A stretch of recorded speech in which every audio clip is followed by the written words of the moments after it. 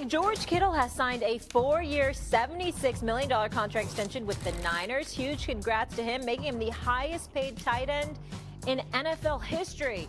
SA, he's a friend of the show. What do you make of extending Kittle? He's one of the best tight ends in football. He's a 6-time Pro Bowler. He's somebody that has produced for the San Francisco 49ers, and their regression, if that's what you want to call it, certainly is no fault of his, Mike T. I'm of the mindset that he deserved this. I don't think the 49ers had much choice, particularly Brandon Ayuk getting hurt last year and what have you, and Debo being gone. I think this is a signing you had to make, and I'm happy he got his money. Yeah, Steve A., you have to pay talent and character, and George Kittle has both. They let a lot of good players go. Taloa Hufanga, Tre'Davious Ward, Leonard Floyd, Javon Hargrave, and look, they also have to pay Brock Purdy, but what they're saying is this guy is a program guy. We win with him on the field, we win with him off the field, and unfortunately, all those other guys have to graduate. Well, they also like you pointed out, the importance of character. This is the highest paid tight end in history for the moment, anyway. And it's not just about your performance; it's about character. He has it. He deserves it. Of course. Mike T, welcome to the program. Great to have you with us. Shedeur Sanders finally heard his name called late Saturday in the 5th round when he was selected by the Cleveland Browns, who have a pretty crowded QB room. With Deshaun Watson expected to miss significant time this upcoming season, the Browns quarterback competition will consist of Joe Flacco, Kenny Pickett, Dylan Gabriel, and Shedeur Sanders. Sanders is currently tied for the 5th shortest odds in the NFL to win Offensive Rookie of the Year at 15-1, with Gabriel set at 60-1. All right, it's not just Mike T with us. Dominique Foxworth also as well. Neek, I just have to tell you, I was watching you on Get Up. I really love the artwork. Stephen A. was focused on Monica's in the Marriott. I just but looked your up. artwork, especially, I just looked up. What's up, guys? What's going the on, little dog? ESPN drawing of you, fantastic. What's happening? What's up? I worked really hard on all of these. I appreciate that you guys see value in my artwork. I've been working on my art skills. There we go.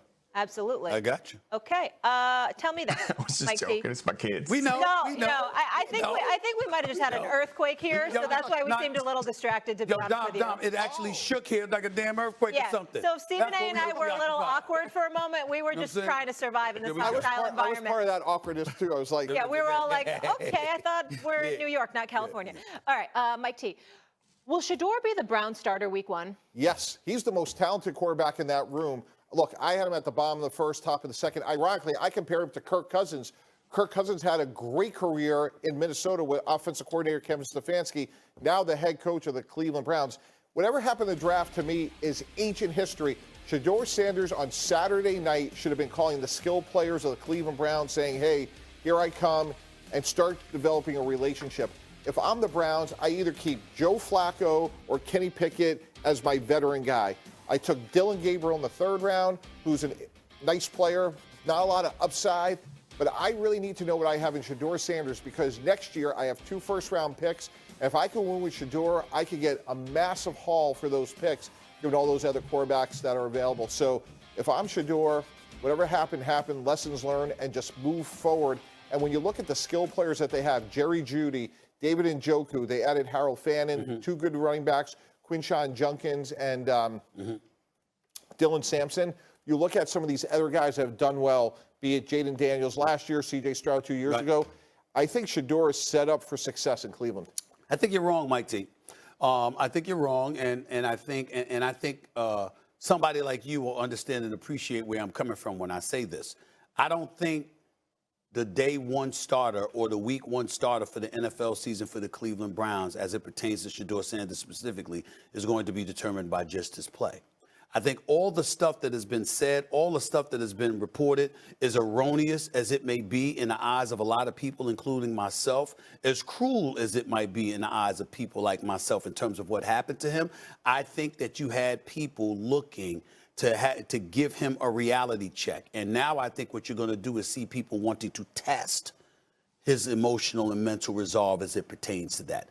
As of yesterday afternoon, he was en route to Cleveland, from what I was told, in a pickup truck, ready to put on his lunch, grab his lunch pail, put on his hard hat, and get to work. That's what I was told in terms of yesterday about how he's looking at things right now, anxious to go out there and show out. But you're hearing people out of Cleveland talk, Dom, about how Dylan Gabriel was their preferred quarterback, Big Ten Player of the Year, that kind of thing. They were saying that they looked at him. I don't know how, because he wasn't Shedeur Sanders, but nevertheless, they were looking at it. You look at Flacco. He's a fan favorite. They loved him in Cleveland. They never wanted him to leave after the job he did for them a couple of years ago when Deshaun Watson went down, and he came in and did his thing, okay?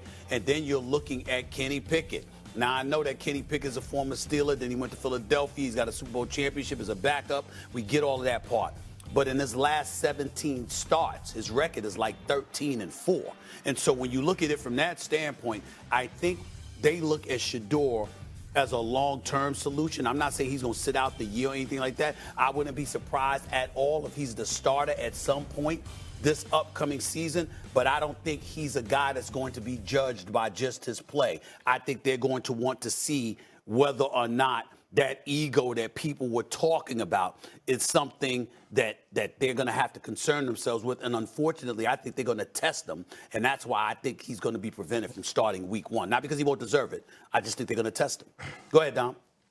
Well, I mean, I think that I don't think it's outlandish what you're saying, but when you're talking about the Cleveland Browns, I think they want a quarterback pretty badly, and they've demonstrated in recent history that they could put a bunch of things aside. They could put off-field behavior aside. They can put NFL precedent, a fully guaranteed contract that pissed off all the rest of the league aside, because this team has been so thirsty for a quarterback. So if Shedeur Sanders shows up and he's the best quarterback, I don't see why that team, of all teams, the one team that did draft him, would say, nah, we good. We want to be worse with one of these other guys. I'm not sure that Shedeur is going to be the best quarterback in the room on day one. He's a rookie. Plenty of rookies, first round and second round and third round rookies do not start in week 1. I think you're right that he will get a chance to get on the field at some point, but he better make the best of that, because one thing I do know is that the Browns are probably going to be near the top of the draft again next year, and a 5th-round pick is not enough investment for them to not draft another quarterback next year. So Shedeur, whatever he has to do to get better at, he needs to do it immediately. And as soon as he gets on the field, there's no slip-ups. They're not invested. They're not going to do like they did for Caleb and put a perfect O-line around him and get him a bunch of receivers and running backs and keep trying. They're going to throw him all there once, sink or swim. And we're done with you at the end of this season. We might draft another one. Yeah, guys, I see it totally differently. When we drafted Mark Sanchez in New York in 2009, day 1, snap 1, we put him out there, sink or swim, and we went to the AFC Championship game. Shedeur Sanders is a talented quarterback. And if you listen to Bill Parcells' induction speech when he went to the Hall of Fame, and Nick, you know this, the locker room is the ultimate meritocracy. Shedeur Sanders has more ability than any of those other quarterbacks in that room. Kenny Pickett, Stephen A., I understand what you said, but when you're on your 3rd team in 3 years and Pittsburgh and Philadelphia give up on you, he's not a talented quarterback. Joe Flacco is 40 years old. He's a great backup. So if I'm Cleveland, I want either Dylan Gabriel or Shedeur to start. And once you get that job, don't ever look back. Just keep on going. Well, and if you earn the trust and respect of the locker room, the way Mark Sanchez did, even though it was bumpy, he held the job, and we went to back-to-back championship games. And I'm just saying, like, if I'm Shedeur, all that noise is irrelevant. I have to earn the respect of the locker room, and if I do, then I'm the starter, because, again, it's a meritocracy. Those players want to believe that the quarterback gives us a chance to win. Listen, I get where you're coming from, and I certainly wasn't trying to imply that Kenny Pickett is going to start before him. I'm just telling you what they're saying about him. As it pertains to Joe Flacco, he is a fan favorite that took them to the playoffs a couple of years ago, so we have to pay attention to that. And he can fling that football, and that experience does matter.